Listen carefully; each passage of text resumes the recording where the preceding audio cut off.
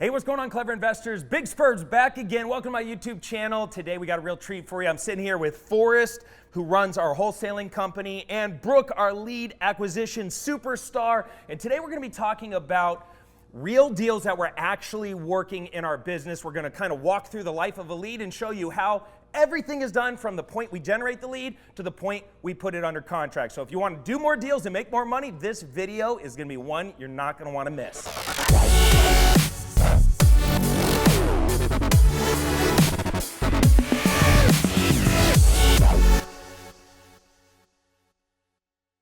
All right, so like I said, I'm sitting here with Forrest and Brooke. Now, these guys are absolute badasses. They're the ones that make all the magic happen. So I thought instead of me just kind of talking, theory, let's get right into the weeds of actually how our deals are getting done. And so let's just walk through the life of a lead, right? And so this is one of the, little things I created for my students just to kind of show you, there's a lot of steps that happen, 30 of them, from the time a lead is generated to the time you're actually wholesaling it, cashing a check, making money, rinsing and repeating, all that good stuff. And so Brooke is actually responsible for a lot of these steps, all the way up to the point where the property gets under contract. And then it leaves Brooke, goes over to another department, and they're actually in charge of dispoing the deal. So she's acquisition, they're disposition. And so what I wanted to do is just kind of talk about what happens when a lead is generated. So first off, we get leads from a lot of different places. A lot of sources. It's a full mechanized system, and as they come in, they go through a funnel,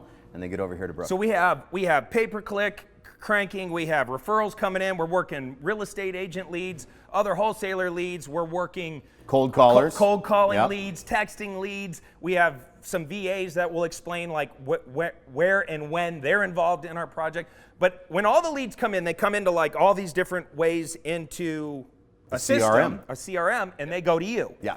All right, so what happens once you show up every single day and you're kind of looking at this bucket of leads? Well, we have different sources. So some of the buckets come into me and I funnel those out manually, but most of them come through the CRM.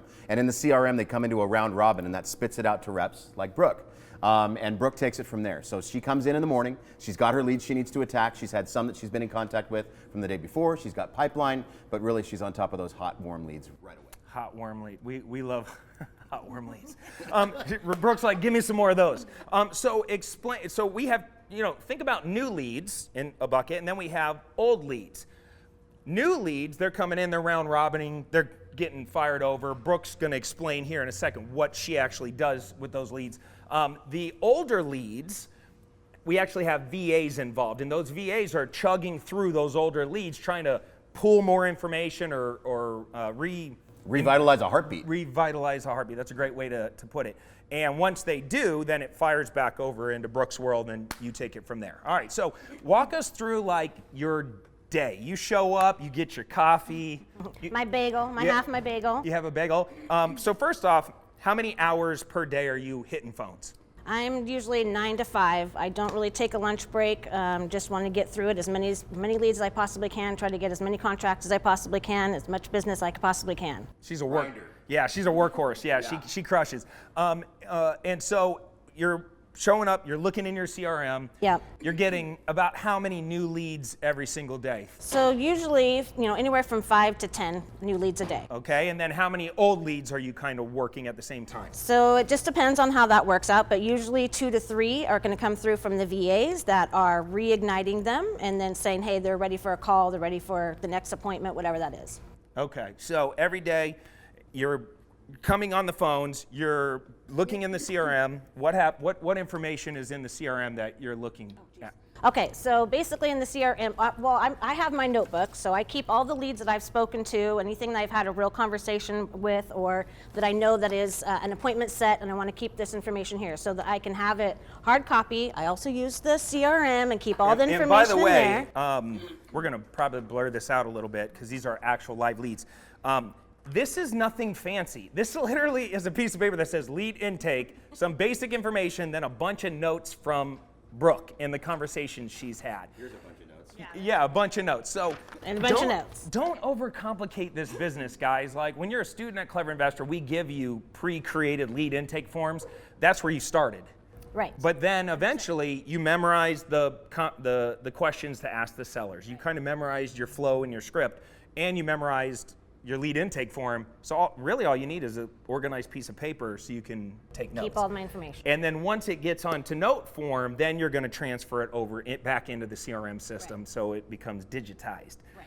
All right, so let's talk about, you show up, there's a lead in your system, you're like, you get the warm and tingly feeling, you're like, leads, let's go. So when you get on the phone, what is the goal, and how do those conversations play out? Okay, so the first part is just basically to ask the start of the conversation, right? So, hello, this is my name, I'm calling from this company. We got your information that you're interested in selling your property. Just wanted to see if there's a good time to chat with you a little bit more. Okay, great, yes. And then from there, it's just kind of trying to figure out what their personality is going to be like. Are we needing to get to business, or we need to be a little bit more conversational so I can understand their story a little bit more? But the basics are going to come out to what is the reason they're selling the property, right? And then from there, finding out as many details as I possibly can. From that, I usually talk about the property, because that's easy questions they can answer. Get to the details about that, what kind of condition it is in, all the information about roof, AC, blah, blah.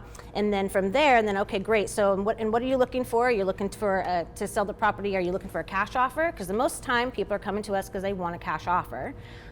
Now we want to be able to give them as many opportunities or solutions we possibly can. So from that conversation, I'm trying to figure out what's going to be the best. Is it going to be a cash offer? Is it going to be a terms offer? We can get our price up higher if we can do that. Is it going to be a situation where we want to possibly refer to a listing? And if we get to that conversation, then I'm going to try to get them more involved or more enticed with our concierge service, which is the novation. So depending on what their situation is and what they're looking for. So what I'm hearing is a couple things. First off, as we're having conversations with them, we're trying to figure out their personality type. Brooke doesn't want to annoy somebody who wants to get right to business, and she's going on and on and on, storytelling, all this other stuff, and vice versa. If you're trying to cut right to business and the person is more amiable, they want to talk, they want to tell stories, they want to get the feeling that you actually care, you're actually going to rub them the wrong way, and you're going to break rapport, and so you won't be able to get to a point where they're going to okay an agreement. So we're listening for their personality type, and you're modifying your pitch, your tonality, your pace, right? How fast you're talking to them. And then you're going to ask them some questions about urgency and why are they selling, and how fast do they want to sell, all that stuff. Yep. And then you roll into some questions about the property, right, which is an easy softball type questions. Tell me everything you can about the property, and then what happens next? So then from there, I want to talk about price. So so now that we know what you're trying to do, so what's the price? If we can get this proper offer to you, and we're trying to do this quickly, or whatever the scenario is, what's the price you're looking to sell this for? Knowing that we're talking about, we cover the closing costs, there are no realtor fees, there's no other fees to be considered. So if we can get you in the number, what's the number you're wanting? So I get that idea, and then from there I'm going to have some sort of an idea of whether it's going to be like, okay, we're talking retail numbers, that's going to lead me to this direction, or we're talking more cash offer or terms is going to lead me this direction. So from there, I'm talking price and numbers. I'm also at that point talking about the market, trying to help them understand, educate them on what the scenarios are. I'm talking about the fact that we're an investment company. We're looking to make a profit, so we want to find a way that we can make money this way, that way, or the other way, and obviously want to get to a solution that works for them as well. So we're trying to figure out what that whole picture needs to be. And then from there, so we got to the price, and then from that point, I'm talking about time frame. I'm dropping a couple of hints that I want to get pictures, and then I say, okay, great. So, all right, so now we know the time frame, so you're a little bit flexible on that. We usually like to do about a 30-day close. Is that right for you? Do you need more time? Do you need it to be quicker? And then from there, I want to find out if I can get photos of the property, so I'll educate them there on how to send me photos and how to get that information so I can get with our underwriting team and lean it on the underwriting that's the information they're going to get, and see where we can get. I'm trying to get as close as I possibly can to your number. Are we negotiable on the number, or is that a hard number that I have to hit? What is that, trying to figure out what those details are, and then from there, when I get the photos, then we take it to the next step. All right, so just to repeat, okay, and that was a lot, but we're gathering information, we're building rapport, we're asking them what price do they need to feel comfortable moving forward to okay an agreement here today, right? We're trying to get some micro commitments out of them and say, look, if this property meets our home buying criteria and I can get our owners, because Brooke, we position a lot of times as we're a development company that's looking to buy properties in the area. So she has a higher authority. The higher authority is me, Bryant, and the owners of Green Elephant Development. So if I can get the owners of our development company to be interested in your property, what price would you need in order to feel comfortable moving forward and okay in agreement here today, right? And they're going to tell you some price. Now, at that moment, she may have already looked it up on Zillow just to kind of get a quick at a glance. Maybe she hasn't done anything yet, and she's like, okay, how did you come up with that number, right? So we're gonna check them a little bit. How did you come up with that number? And they're gonna justify it in some way, shape, or form. And then she's going to move forward in the conversation. She's not negotiating. And I want to make that clear because we're going to have 3, 4, 5, 7 more conversations. It doesn't happen all in one take. So don't put too much pressure on yourself. If you're new on the phones and you don't know what you're doing, you don't have to like do everything in a one call close, get a contract signed. That rarely happens, all right? And so we're going to jump up. How did you come up with that number? We're going to say, we're going to get back to you on that. I got to do our research and all that. In the meantime, can you get me some pictures, right? Because we need to get eyes on this. And how many different states are you working? Oh, all across the country. All across the country. So we're here in Tempe, Arizona. There is no way she's going to go take a look at a property in Tennessee, nor do we have boots on the ground in every state across the country easily. So she's going to say, give me pictures, give me video, send me any information that you can about the property. At the same time, she's going to start dropping, information about what's your time frame for close. Let me see if I can make that happen, and just finding out any other information she can on how to present an offer later on down the road. Now, she mentioned something else about underwriting. Now, we are a larger company, so we have a person on staff who is an appraiser, realtor, and an investor that we pay $15 per comped property that Brooke, we call it underwriting, right? So Brooke's gonna put it in the system. He happens to be in our CRM. She's gonna tag him, and within 24 hours, he's gonna go and do a comp on the property and get back with Brooke and say, here's everything I found out about the property, okay? Now, if Brooke feels like she has a lot of time, she's gonna do her own comp. She's gonna have the underwriting do their comp, and then she's going to have all the information she needs to get back to the seller. If there's a ton of urgency, meaning there's pain, they're being reasonable. Like, let's say Brooke said, hey, I want, she said, what do you need for the property? He said, I want $150,000. And Brooke looks on Zillow, and Zillow said it's worth $300,000. Right away, she's like, oh my gosh, there's potentially 50% equity or more. The guy's being reasonable. He wants something, that's an actual number that would make sense to us, which, by the way, right now, the market has changed rapidly. What would you say what are we on, 60 cents in a market like Arizona, 60 cents minus repairs? That's accurate. Okay, yeah. 60 cents minus repairs. So literally take the Zillow number and offer them 60% of it minus whatever you estimate repairs as. So if you think it needs 20 grand in repairs, minus out 20 grand. And that's about where your offer should land. Now, that doesn't mean we have to get that number. It could be a little higher than that, a little lower than that. But if you put a property under contract at 60 cents on the dollar minus repairs in today's crazy market, the chances of you moving it on the back end is pretty high. All right? Now, there might be another market like Georgia where it's 70 cents minus repairs. Each market's a little different, but some of the tougher markets like Arizona, we're at 60 cents minus repairs. So anyway, we have underwriting. In the beginning, you probably don't have underwriting. Guess what? You're the underwriter. How long did it take you to comp? To learn how to comp? Yeah. Oh, gosh. I don't know. I would say, honestly, to get really clear and good at what I was doing, it probably took a good year. Okay. Don't be too hard on yourself. How many properties did you comp in order to get to a moment where you're like, I crush comps right now? Yeah, it was quite a lot. I mean, I hundreds. Hundreds. Yeah. Hundreds, right? Yeah. People come to me all the time. They're like, hey, it's been 30 days or 60 days. Why am I not a real estate expert? It's like, well, give yourself some time. What?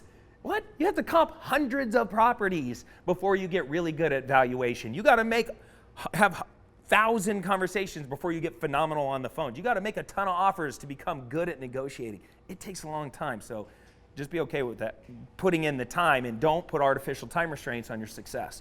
All right, so now underwriting comes back, we say, hey, yes, this has legs. Yes. Okay? Okay. So now, talk about cash and terms real fast. Do you have any examples of like cash and terms deals? Yeah. Okay, so this one's a terms deal. So they have purchased the property for probably, I think they owned the property since 2021. So they haven't owned it for a long time. They had to sell. She needed to already relocated, job offer, so she wasn't concerned about not having to own the property for 2 years, etc. So they have a really good interest rate. So cash offer was not going to make sense because they owe too much more on their mortgage for that to work. There was some equity in the property, and so we were basically able to get down to a deal that worked. So she just wanted to have a little bit of money to be able to remodel a bathroom in her new house. So we got the purchase price. I think ARV is $650, or I think it's $650. We got the property at $580. They wanted $8K down, and their interest rate's 2.75, and we have it for a 5-year term. So that was a really good deal. Got it. So through conversations, you realize, okay, cash offer is probably not going to work because we would need to offer $200,000 less than what the property's worth. She wasn't going to take that. But now you're like thinking terms.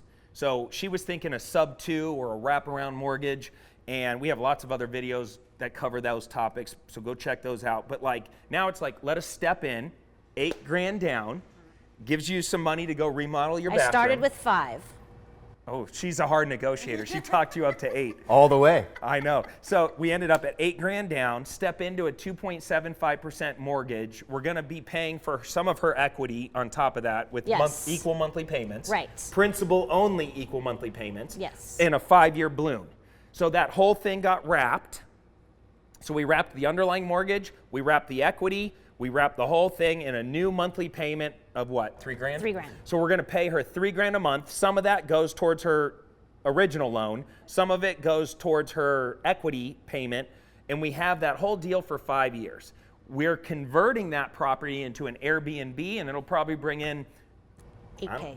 $9K a month? $8 to $9K. $8 to $9,000 a month. So we could be positive $4,000 to $5,000 every single month on a property that we were only out of pocket $8K. Pretty Plus good. my commission. Oh. Wow. Man, There it I is. told you she was a shark.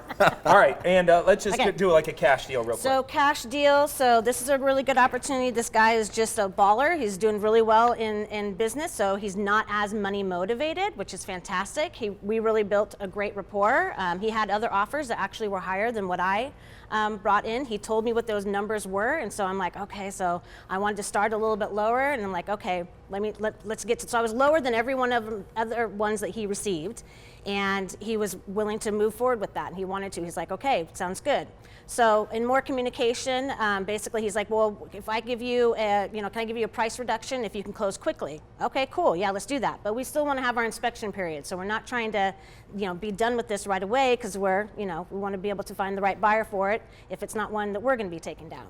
So in that situation, he said that he'd be willing to take less if we could close early, okay, et cetera, et cetera. And now we're down to $100K less if we can pay him in Bitcoin. Very creative. Hey, there's title companies. We did some research because we've never closed a deal in Bitcoin, and there are title companies that take your money, convert it to Bitcoin, close the transaction, and we're going to be able to pull something together. So this will be one of our first Bitcoin transactions. But guys, we would not have been able to get this deal if she'd not built such amazing rapport with this gentleman. This gentleman had offers that were $3,000, $4,000, $5,000, $10,000 higher than our offer. But because Brooke is able to build such good rapport and sniff out the direction of the conversation, this guy's telling us jokes. We're all jovial. We're going back and forth. Everything is fun with an exclamation point. This guy's amazing, and it turns out to be a really fun deal. Sometimes deals are really arduous, and we go through the ringer on those. We really do. And Brooke and I are transposing rebuttals and objections, and I'm on the phone, and we're texting, and we're getting it done. But this one was a fun one, and it's all because of Brooke's rapport building. Yeah, I love that. And what is a tip? Just to kind of end this video strong on somebody newer on the phones, like what advice would you give them to learn how to build more rapport, or just have these conversations where they get more contracts signed? Just being yourself, just be yourself. I don't know, I try to make a little bit of joke or say something funny about myself or say something funny about the situation to kind of take the temperature to see, are they going to go with me on that one, or are they going to be silent about it, right? So, but I just, being yourself, or, oh, that's a good question, I don't know about that, but I work with amazing people who do know. So it just doesn't have to be so hardcore, so regimented. Keep it you know light. what I mean? Yes, just Brooke's keeping it always light. giggling on the phone. She's always having a great That's time true. with these people. That's true. And that's contagious, right? If you start giggling, if Cody's in a down mood, or I'm in a down mood, and Cody comes in and he's all pumped up and he's excited, so am I. Same thing in what Brooke does on the phone. Love that. And then at what point, if she needs to raise her hand, she brings you in, and then now you're another voice, another higher authority to help push the ball a little bit further down the Sometimes field. I'm just coaching her through what to say, and I'm literally writing the script on what to do. I'll take the phone out of her hand and type it out myself, as opposed to telling her what to type. And other times she'll have me get on the phone, and we'll do a three-way phone call, or I can be the underwriter. I can be whatever role fits the conversation to be able to navigate it in the direction that we need to go. Love that. Just remember, at the end of the day, your job is to gather information, talk to sellers, build rapport, and get to a point. She talked about 3 paths, right? Hey, we're going to make you a cash offer. We're going to make you a terms offer. This is better for a listing. Maybe it's a novation. These are 3 things that are working always. Up markets, down markets, side markets. Sometimes one works a little better in a certain type of market. We're now moving into a buyer's market, right? So it's shifting back. The power is shifting back over to our side. But there's like a 3 to 4 month trail. Sellers are still over here a little bit. It's going to take a few more months for them to catch up with us. And so until then, you got to be on your toes. You got to be able to offer a cash offer, a terms offer, or maybe a listing offer. So, get those skills and capabilities. Don't be the person that just shows up as a newbie and only makes cash offers, and 99% of your lead flow goes in the trash. She's scooping up another 10, 15, 20% leads by just being able to offer terms, something like that. And so, by the way, down in the description down below is a link to one of my creative financing courses. It's called the Free House Formula. It's the exact thing that Brooke used to get that one deal under contract for $8K. Imagine being able to get a house for $8K and then making that whole $8K back in the first month.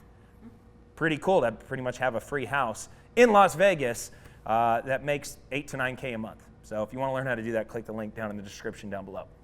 Hopefully you got something from this. The life of a lead. This is it. You got to memorize this document. Know each part, because it took Brooke a while to figure out how the deal flow works. We didn't talk about what happens after the contract. We'll save that for another video, but you need to know how to generate the leads, talk to the sellers, questions to ask, do the research, fill out the CRM, pull it all together to a point where you're actually making an offer to them, and she's doing it over the phone. So don't think you can't get deals over the phone, because we do it all the time. All right, I don't have anything else. Awesome. Me either. All right. But get to work, guys. Just go, Build rapport. Go get on the dang phones. Until next time, I'm Cody Sperber, the Clever Investor. Sign off for now. Take care. Comb your hair. We out.